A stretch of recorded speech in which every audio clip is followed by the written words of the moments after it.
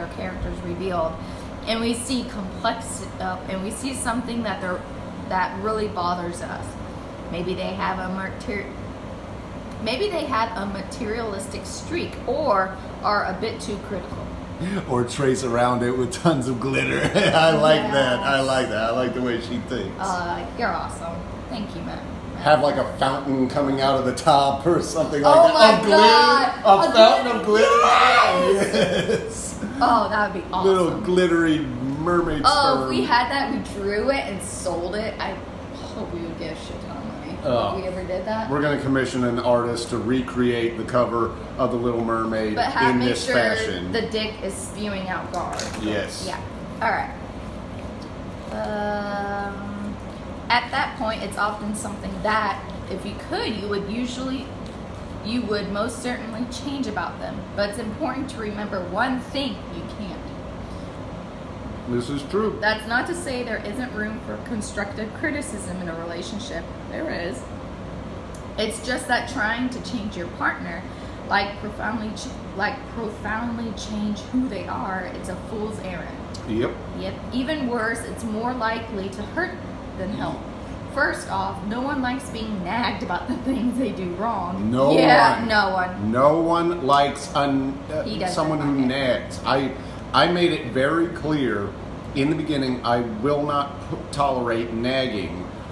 I'll listen if there's a problem, but I will not be hounded by it. I will not be harangued. I will not be henpecked. I won't do it. So this is what I tell people all the time, and people think this is crazy, but I'm like, you have to think of a relationship as a contract. You really do, because first of all, that's what marriage is. You sign papers, there's an understood agreement. Before you move in with anyone, you hammer out the details of who's going to be responsible for what chores, what duties, all that, what you will not put up with. Get it all out on the table, and there's room for negotiation, all that, but get all of that out of the way. It's like people, when they're in a new relationship, they get so excited when it gets to the point of moving to the next step and moving in together. They're so excited about moving in. Oh my gosh, we're going to move in together. It's going to be so great. I'm going to see you every day. I can't talk like that very long. They get so excited on all that part that they forget to consider the realism of the situation. Yeah. And that is, there's going to be responsibilities in there, and you need to hammer out who's going to be responsible for what. Or if they've been dating for a long time and then they move in together, they're like so happy and excited, but then it turns out, there's some things that you do that I don't like doing. Yeah. Or something like that. Yeah. It's like I say, get all of that out of the way in the beginning. People don't like to do it because it's not romantic. It's not, but it'll keep your relationship healthy, and it'll make sure you're not going to run into something later and be like, oh, now I'm stuck with this person who doesn't do any housework, who doesn't work, or whatever the problem may be. Hammer, and you're not going to hit everything. You're not going to hit everything. You can't think of everything. There are little things that bug people. Like, for instance, here's one I didn't think of before we moved in together, that I didn't discuss, that bugs me, but just not enough to make it a real problem. This one, whenever we're using the same toothpaste, she squeezes from the middle of the toothpaste tube onto that, and I have to take the toothpaste, squeeze from the bottom, go eat. But now we have separate toothpaste. Yeah, we use, and there's more of like a preference. It's because you prefer to your enamel thing, and then I'm like, we like different kinds of toothpaste, but also that's a very simple solution to a very trivial problem. But even when we were using the same toothpaste, it didn't bug me that much, but it did bug me, and I brought it up. I was like, honey, squeeze from the bottom. I still did it, and she didn't change, and so I threw my hands up and said, well, that's just something that's like, just won't change. That's something she's going to do, and she's not going to change it, and I'm not going to nag her about it. It doesn't bug me. Oh man, what are my, I just don't even, I know I've told you about them.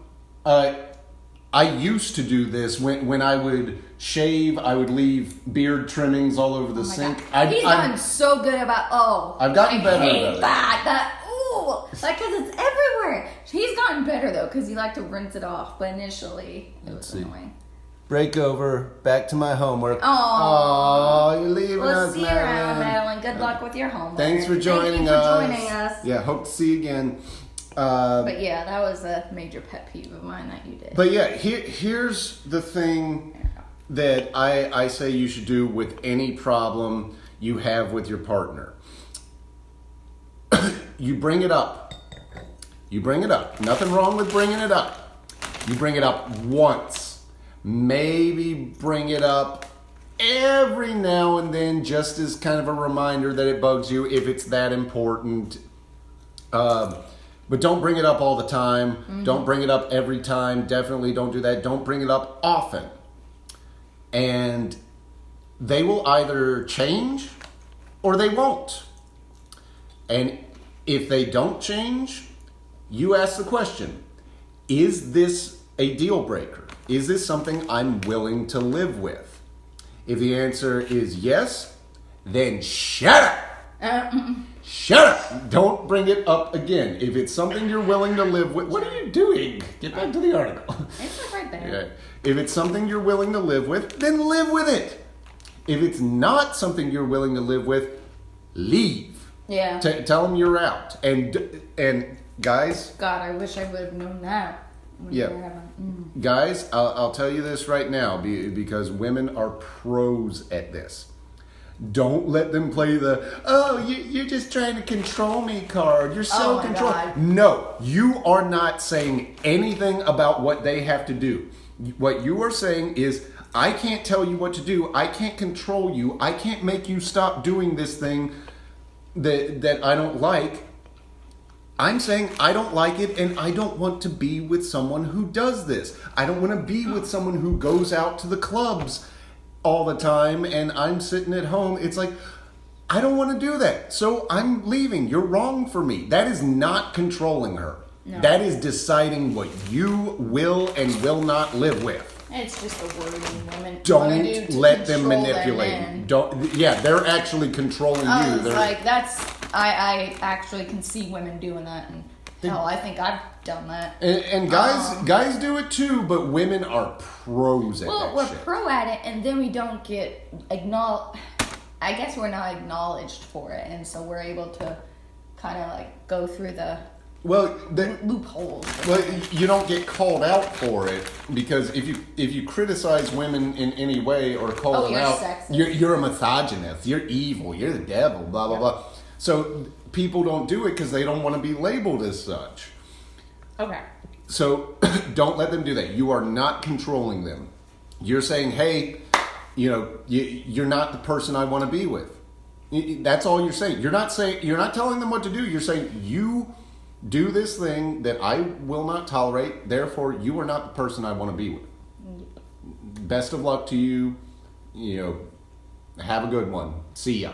Yep. I'm going to go find someone who is right for me. Okay. Constantly pointing out your partner's flaws won't correct them. It'll just piss them off. Yep. And besides, improving your character is a lifetime pursuit. So telling them that they need to change is like telling them they need to age 30 years by tomorrow. Exactly. You got to get we're still even changing to this day, I think, I dated this one girl. I mentioned her to you before. Okay. Neko was supposed to be hers. Okay, yep.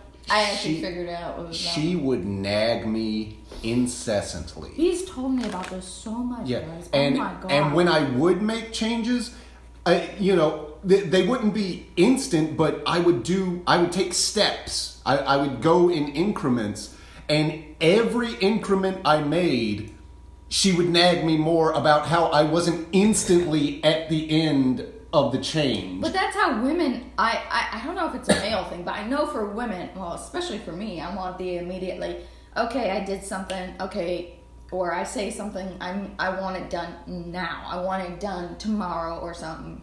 I think like men. I think it's an immaturity thing of just wanting immediate satisfaction, and that's getting more and more common these days. But it's like, she would tell me she would want me to be healthier. Or I'm good for now. Okay. She would tell me how she want me to be healthy or something. So I'm like, okay, I'll start taking my vitamins again. I start taking them. It's like, well, it's better if you take those with a meal. I was just, just every little thing. So I start. Are you serious? Yes, I'm dead serious. So I start taking them with a meal, and she's like, well, you shouldn't have that much cheese in that meal. It's like, God damn, there is no satisfying you. I'm like, and that's what I told her. That is the worst nitpicking. Yeah, I was like, you can't even acknowledge that I'm trying and that I'm getting there in steps. No acknowledgement whatsoever. And I bet even if I got to the tip top, she's gonna find something else. The diet's good, but you shouldn't do without salt. She'll find something, or she'll be like, "Oh, you concentrate so much on your diet. This food isn't tasty enough." And that's it. I'm thinking that's what's going to happen. That's what she would do. She's going to do all the way to the top. You'll get there and be awesome, and then she's like, "You know what? You're just not pleasing me anymore." Exactly. She goes. Blah. There's a post I saw a while back that I've been meaning to share on this, but I'm saving it for another podcast. But it's essentially dealing with what we're talking about right now. Guys, don't listen to them. Don't listen to them, guys. They don't know what they want.